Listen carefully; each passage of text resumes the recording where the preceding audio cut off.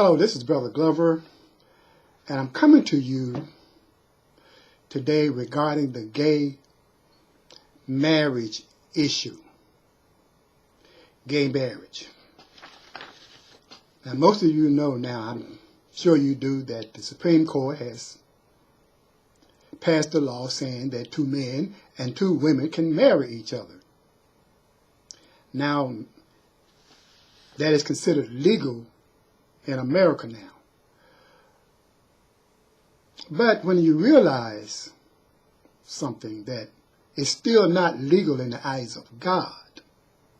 It might be legal in the eyes of man, but it's not legal in the eyes of God. God created marriage, and all we have to do is go to Genesis.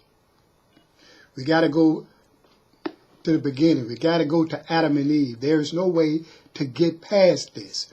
We've got to go to Adam and Eve. Not only do we have to go to Adam and Eve, we can trace it on down to your mother and father, or their mother and father. When I mean their mother and father, I'm talking about all the homosexuals, all the lesbians, all the transgenders, all the transsexuals. All of them had a mother and a father. They did not come from 2 men, nor did they come from 2 women. Everybody came from a male and a female. That's the only way it can happen. I mean, the answers that they give opposing what we believe is phenomenal. They give some of the most stupidest answers on this planet. 2 men cannot produce a baby, and 2 women cannot produce a baby.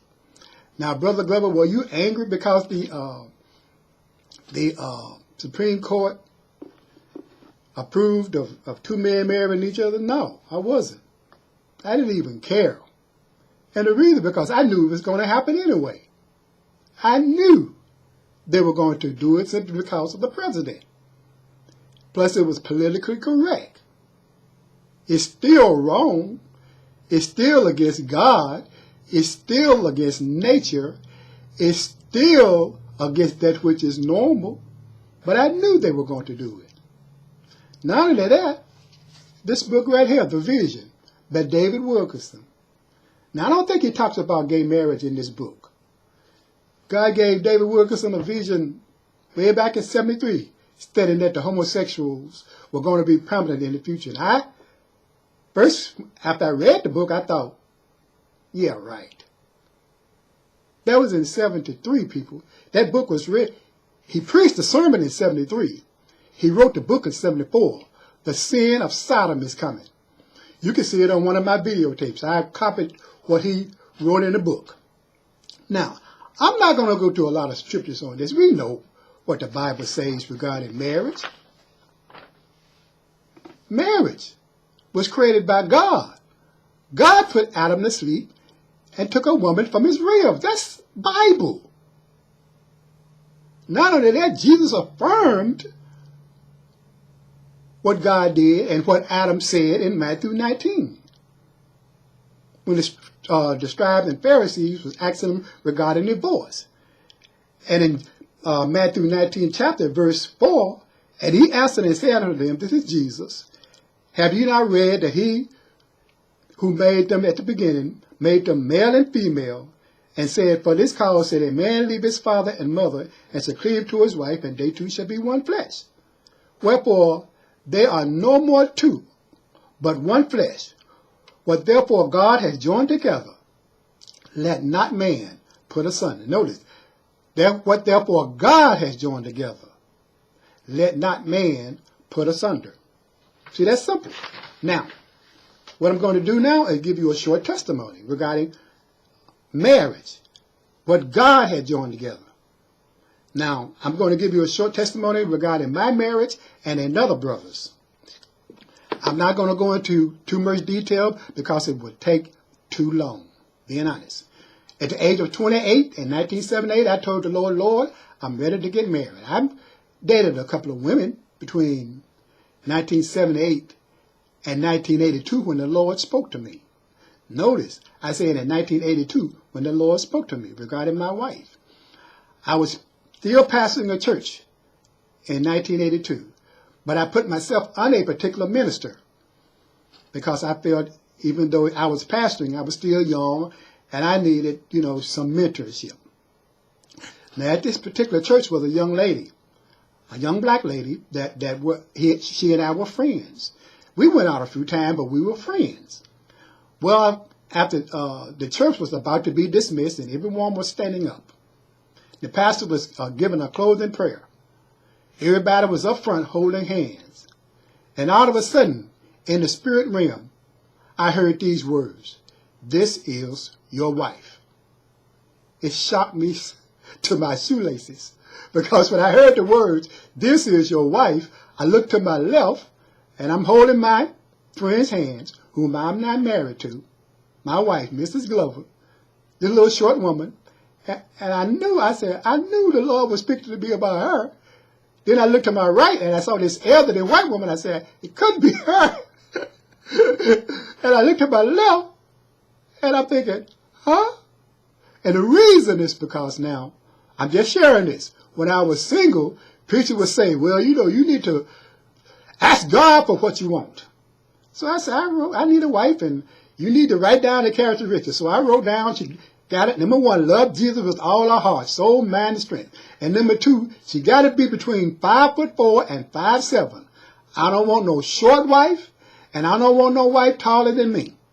Because I almost asked a young lady to go out with her. She had to either be my height or taller.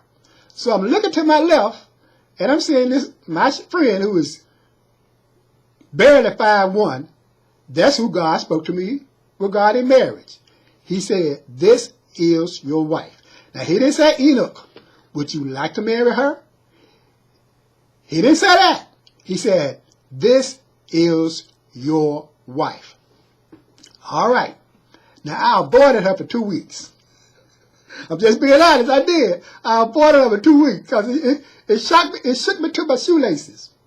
Now, let me stop right there and back up about 2 or 3 weeks earlier, before the Lord spoke to me. I was sitting in my car and about to go home, and all of a sudden my passenger door opened up. Someone come and sits in my car. The young man's name was Joe. You don't know him. He was white, because the church that I went to at that time was integrated. And I said, I saw this shocked look on Joe's face, and I said, "Joe, what's the matter?" And Joe said, "The Lord spoke to me and told me that Nancy was to be my wife." Well, Nancy was white too. She was a young saved lady. And I'm thinking, well, Joe, if the Lord spoke to you, don't you think you need to be obeying God? But then I asked him, I said, "Joe, do you want to get married?" He said, "Yes, I want to get married." He said, "But I'm scared." But anyway, I don't remember what I told him, but I said, well, I mean, that's between you and God. Now, listen to this. The Lord spoke to Joe to marry Nancy 2 or 3 weeks prior to telling me to marry Mrs. Glover. He told us, both of us, "Joe, Nancy is your wife. Enoch, this young lady is your wife." And so that was in the latter part of 82. In 83, both of us married our God-chosen wives. Now let me just say this now. This is the message to Christian believers. God can deal with everybody different regarding marriage. He always does it that way. But I'm telling you this is because God ordains marriage. He does. He ordains marriage. And I have to warn every believer, don't go to a gay wedding. I don't care if it's your son, daughter, your brother, sister, your aunt, uncle, whatever. Because if you do, you are saying you support that perversion. Jesus would never go to a marriage of 2 men or 2 women. Not only that, a man marrying a transsexual, because he's still marrying another man.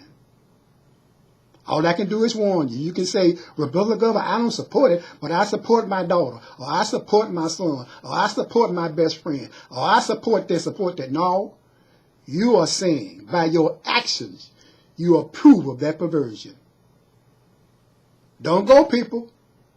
Don't go, because Jesus wouldn't go.